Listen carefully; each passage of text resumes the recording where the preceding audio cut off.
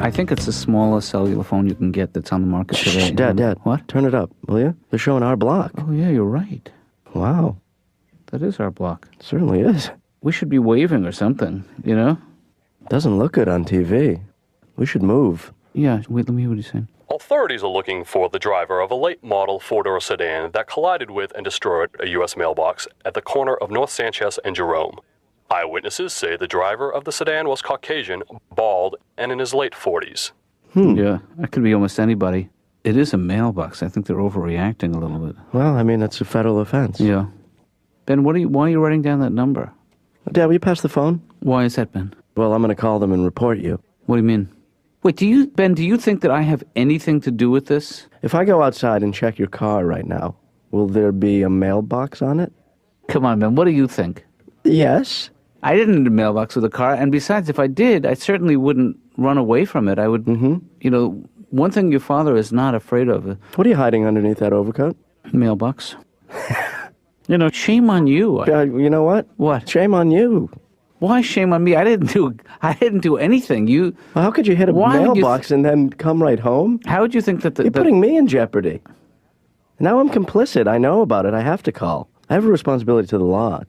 You do what you got to do, Ben, but I'm telling you something. If you pick up the phone, I'm going to kill you.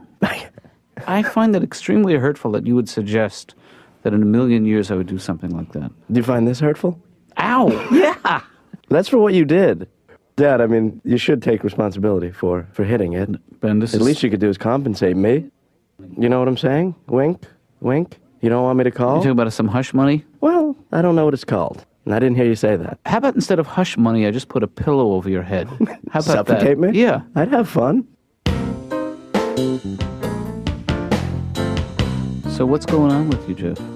You seem a little what? Take a look at me. What do you see? I'm a big guy. A big guy, but watch what I say. I'm a little girl.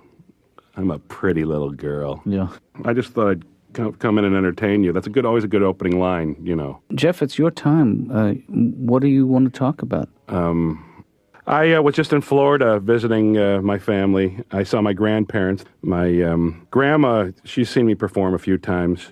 One time, she yelled out in the middle of my show, and I was bombing, I'll admit that, but she yelled out, "You need a new act! This one's not good anymore. They don't like it!" And I told the audience, that's my grandma. Mm-hmm. Whenever I go to visit her with a friend of mine, because they have a beautiful pool where they live in Florida, and I'll bring a friend over, she'll introduce them as my boyfriend. And this is Jeffrey's boyfriend. And I'll say, "Grandma, don't say boyfriend. That implies that I'm in a relationship, with this person." And so then she would introduce them as, "This is Jeffrey and his friend Warren. They're just friends." I find myself lately calling up sex party lines. Mm-hmm.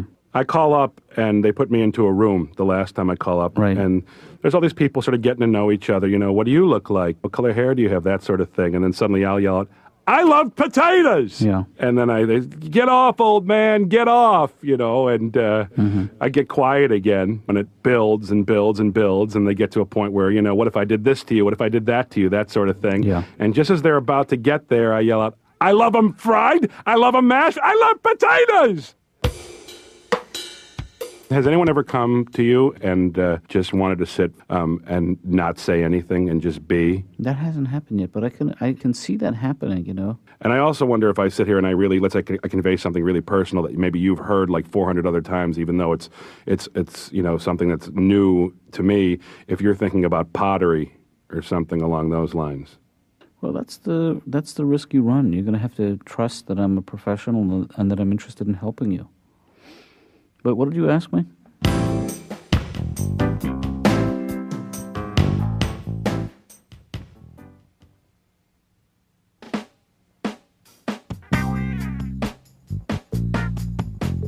Note to myself, I wonder why Ben refuses to believe me. I think you're overreacting. I mean, he's just playing with you. Yeah, I would appreciate it, Laura, if you would respect my privacy. Well, I had to tell you something. What's that? Ben is on line 1. Oh, hey, Ben. Dad, destroying government property is a federal offense. You know what should be a federal offense is your attitude towards your father. I don't like your tone right now. Well, my tone is going to kick your attitude's ass in a minute. That's all I'm saying. I don't know you, Dad. Ben, you heard the report. It said he was in his late 40s and he was bald. So How old are you? I'm in my late 40s, but I got myself a full head of hair. I guess I just never noticed it. I'm balding, if anything. Right. No, Ben, come on. Just accept the fact that it's a coincidence that this character But Dad, fits my description. Even though you're my father, I think I still have a responsibility to... Listen to me. I did not collide with a mailbox. Listen to me. I don't believe you. Okay, now listen to me. Yeah. Believe me. Dad, listen to me clearly. Yeah. I'm going to take you down. And I'll tell you something else. You ruined a mailbox in my neighborhood. I live here. And that's plain wrong.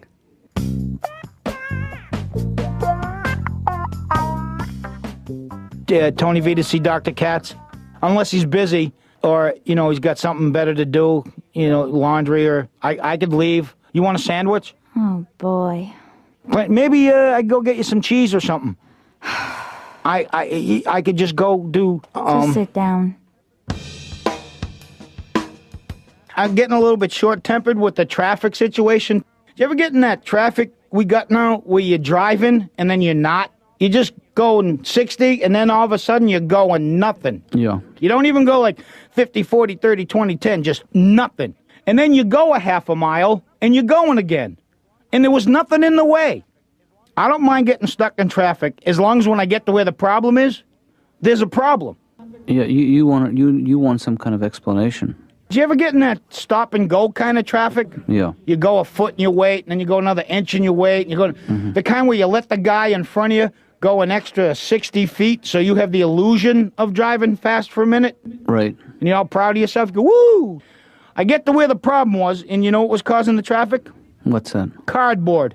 Not even a cardboard box where you could potentially go, ooh, be careful, there might be kitties in there. Which, for some bizarre reason, has become my wife's biggest fear on the planet. Anytime we see anything on the highway, she snaps. Oh, watch out for the paint can. There might be kitties in the paint can. There are no kitties in the paint can.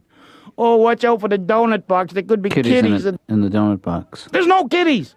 So, but it wasn't even that. Just flat corrugated cardboard. Swear to, the only thing that would have happened if you went over the cardboard at full speed is this. You would have been driving, you would have heard, and you've been on your way. Dr. Katz's office. Listen close and listen hard. I'm only going to say this once. What?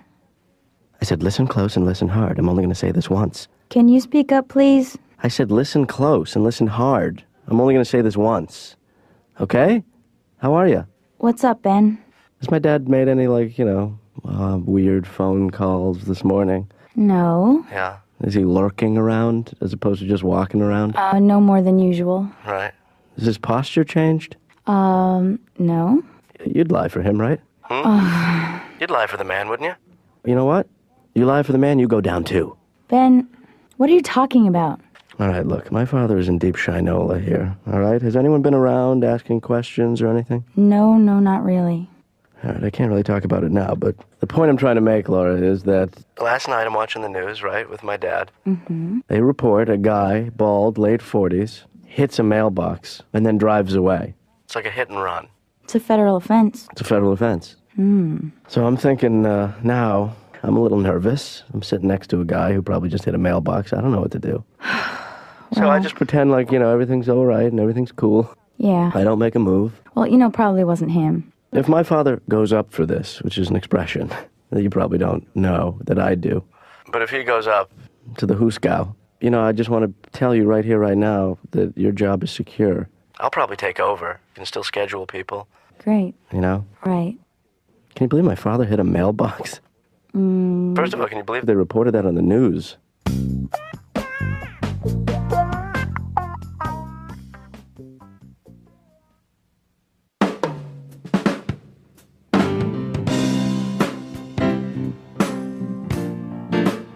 I make a lot of phony phone calls lately, but, not to strangers. I don't think that's very challenging, making them to strangers, calling up somebody and they answer the phone. Hello? Hi, I'm old. And what can I do for you, sir? I've got a big, long beard, and I'm old. See, there's no challenge in that. See, for me, the challenge is calling up my friends. If I can fool my friends, then there's talent in that. Yeah. My favorite person to fool is my mother. I called up my mom recently, and she answered the phone. Hello? That's the way she answers, no matter what. You know, hello, it's 70 and sunny where I am. Hello? Yeah, listen, we got your soap for you. Excuse me? Yeah, you ordered some soap? I'm sorry, I didn't order any soap. I don't recall. Ma'am, please, no attitude. I'm a working man, no attitude. You've got a window of opportunity between noon and 3. Noon and 3, we will deliver your soap. I didn't order any soap. Ma'am! Well, what kind of soap is it? It's like butter. It's delicious. Delicious, smooth, and creamy. Well, it sounds wonderful, but I didn't order any... Noon and 3, that is your window of opportunity. Well, I'm not going to be home between noon and 3. Could you leave the door slightly ajar? Just leave it ajar and leave out a sandwich. Roast beef, preferably on white bread. No mustard or ketchup, just plain. That's the way I like it. I'm sorry. I did not order any soap. I'm positive. You know what is my mistake? I apologize. Your friend, Miss Shelley Lipnack, she ordered you your soap. Now, I know that Shelley Lipnack's a friend of my mother's, and I know my mother will be calling her. Yeah. You know, and I'll say, listen, why don't you call her up right now, get it straightened out, I'll call you back in 10 minutes. So she's calling up her friend. Did you buy me soap? Did you order soap for me? Or even better, her friend's not home. Mm-hmm. You know, because she's still confused with the answering machines. Right. They've got the delivery, and my window is between noon and 3, and I don't want to have an attitude, but they're hungry. They're so hungry. Call me. So I wait like 10 minutes, and she answers the phone. Hello? Yeah, I'm right outside your door with your soap. I'm right outside your door. Right outside my door? You must be on a cordless thing. There's no one there. That's because I'm hiding in a tree. I'm up in a tree. Come find me. It's a game we play. No tip needed. Just come out and find me in your soap. I'm up here in a tree. In a tree? What? Mom? Jeffrey. Oh, soap. Oh, God. I'm your mother. I'm not a guinea pig. Why would you do soap? Wait till your father's soap. Oh, God, why? You play these games with me. How's the baby? Hi, Dad. Ben? Nervous? No, I'm not, as a matter of fact. Really? I just called to tell you that you did it. Hey, are you confessing for me? Is this a new... You know what? I've thought about it this morning, and I'm going to back you up, you know? I mean, if you want me to lie for you, I will. I actually would appreciate it if you didn't lie for me, and if you'd stop lying to yourself. That lying is fun. Okay, look, lie for me, but there's nothing to lie about. I was in the bar until, I don't know, until a little bit before 11, I think. Right. Drove home, hit a mailbox, and came upstairs and watched the news with you. Yeah. Now, will you back off, please? Oh, you're talking like a criminal. You're all screwed up in the head now. You don't know what to do. You're scared. I understand. If I'm guilty of anything, it's guilty of watching the news with my son, you know. I just don't want to see you go to prison. I don't think you'd mind that much. I think what you would resent is having to come there and visit me. I'm just worried that if you go to prison, you're going to come back all, like, muscular. Yeah. Those guys are all in great shape, I'll tell you. You'll have all the, those prison tattoos, you know. Can I ask you a question? Yeah. When you get your first prison tattoo, can it be my name? You better believe it. Thank you. Benny boy. Just put Ben on the wrist. You know, those things hurt. I think they play basketball and softball. I don't know if they play softball. I don't think that's the number one prison sport. All of a sudden, it seems like camp. What, prison? Yeah. It's a lot of fun. Yeah. No, I'll tell you one thing, though, Ben. You know, prison is not all it's cracked up to be. You know? I've treated some ex-inmates, and they found it confining, I'll tell you. Yeah. But you know what? This game is getting a little tiresome for your dad. You ain't kidding, but I'm going to still play it. Are you in the mob?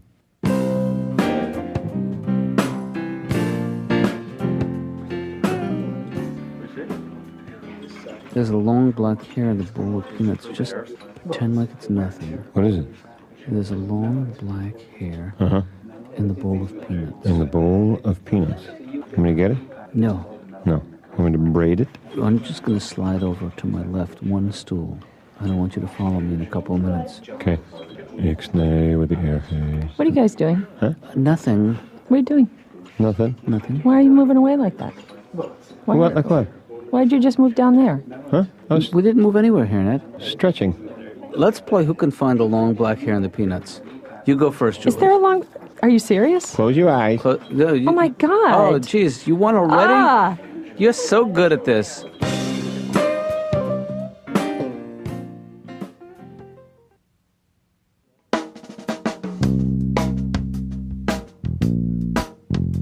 Dad, apparently you're off the hook.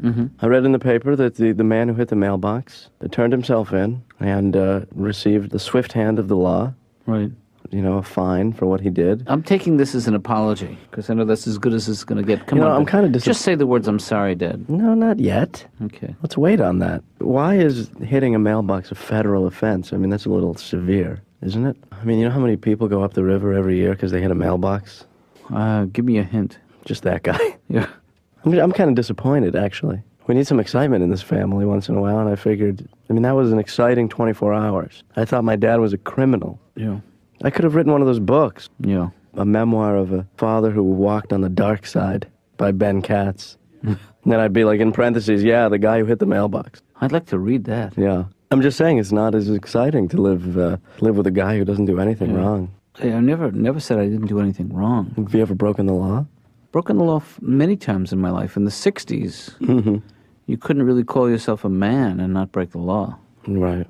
What did you do? Didn't call myself a man. No, I marched on Washington. Wow. I was in a lot of peace demonstrations. You know, where else were you going to meet women in 1965, you know? You know that famous prison riot? Attica. Yeah. Yeah. You know that whole thing was a misunderstanding? Really? That the prisoners were actually quite content with the facilities, and they were chanting, adequate, adequate. I kid you not. Well, the media distorts everything. Yeah. They blew the whole thing out of proportion. But who else owes who else an apology? And I'll give you a hint. Come on, Ben, just spit it out. All right. I apologize for maybe jumping to conclusions. Thank you. Now, don't applaud that. No, I've been waiting for a long time. I know it's not easy for you to say those words. Well, I didn't actually say them. Don't ruin a good thing, Ben. All right. I still think you hit the mailbox. She sounds like a loving wife. There's somebody for everybody, apparently. Yeah. She has me doing home projects all the time. I always got to go to those big warehouse, those big, like, Home Depot, and the kind where they'll give you anything. I love those places because you can go in and buy anything. You don't even have to know how to use it, what to call it. You could go into Home Depot and buy the side of a house. No one would question you. I need the side of a house. Left side or right side, sir?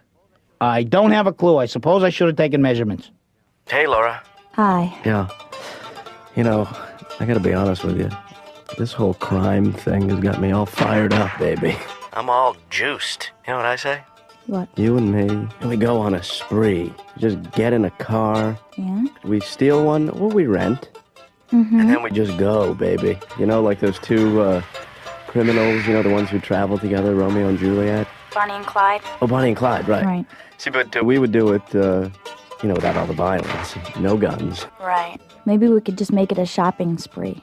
Yeah, that would be fun. We go to that place that sells cinnamon buns, the ones with all the glaze on them. Right. I love those. You know what I'm talking about? Yes, I do. Yeah, I could eat like 8 of them. A little pricey, though. Okay, you know what? Yeah, but I'll tell you something about crime, Laura. There's got to be a good expression there somewhere. Crime. Doesn't pay? No, that's not good. Okay. Anyway, is Dada in? I was up in the woods. I was up in New Hampshire. Right. I was riding around on my mountain bike because I'm still on this health kick. Yeah. And I get this thing in my head that I want to go see a moose. So I'm riding around on my bike. I turn a corner, and there's a moose, like right there, right in my face. And I'm going, moose. I turn into like an 8-year-old girl. Woo, moose, moose. And the moose is looking at me like, yeah, I'm a moose. What's the problem? We'll get through this, buddy. Relax. Yeah. And then you always remember this. They go, okay, if you're out in the woods and you see a moose, don't panic, because they're more afraid of you than you are of them. All right, I got 2 things to say about that. A, you don't know how afraid I am. And 2, B, how do I know I don't run into the moose that has snapped? That he has just lost it. Not a minute and a half before I come doping along, he's going to his moose buddies. All right, that's it. If I see one more human, I'm eating them. I used to answer the phone at my house when I was a kid. Hello? Hello? And my father would say to me, don't answer the phone that way. Don't. It could be the office calling. right. And I thought, what does it matter if the office is calling? Well, It's not good, my father would say to me. And so I'd say to him, what, are they going to fire you? Next day he goes, Gene, we're letting you go. Anyone who lets their son answer the phone as goofy as your son does, they shouldn't be working here. So, Jeff, what do you think the problem is? No matter how much weight I lose, I'm still going to have a huge head. True. You should see how people react when I go to the movies. You know, I'll go to the movies and the guy behind me will go, "What's this?" Oh, God. And I think, what should I deflate it, sir? Should I deflate my head? Would you? My wife brought a pump with us. You know what the music means, Jeff? It means that you're a very unsettling therapist. I am? Yeah, to have parting music playing. Well, that's, All right, play that music again. See, now I was expecting it. I'm enjoying it, and I'm leaving. Bye. You've been good. Yeah. I really appreciated you. Thank you. You're welcome. Bye. Bye. So I'm going out this door right here. That's right. I'm heading out, because you told me you're looking forward to next time. Yep. All right. Bye. Bye.